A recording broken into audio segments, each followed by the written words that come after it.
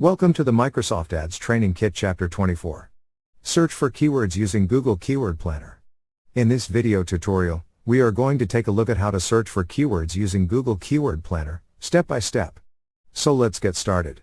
Go to Google and search for Google Keyword Planner. First two links are the ads, and then we have this official Google Keyword Planner link.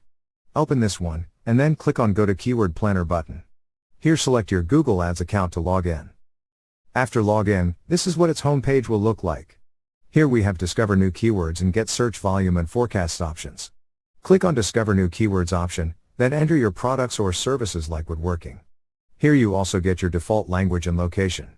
Click on Location, enter your targeted location and select Target for it. Likewise, click on Language, and select your language from here. Then you can enter a domain to use as a filter and click on Get Results. Here you get graph with total and mobile values for this woodworking keyword. Below we have more keywords ideas by relevance for the keyword we provide. We also have average monthly searches and competition per keyword. So this is how you can search for keywords using Google Keyword Planner. Thank you for watching. Please proceed to Chapter 25. How to format keywords. Inside that video, we are going to take a look at how to format keywords, step by step. See you in the next tutorial.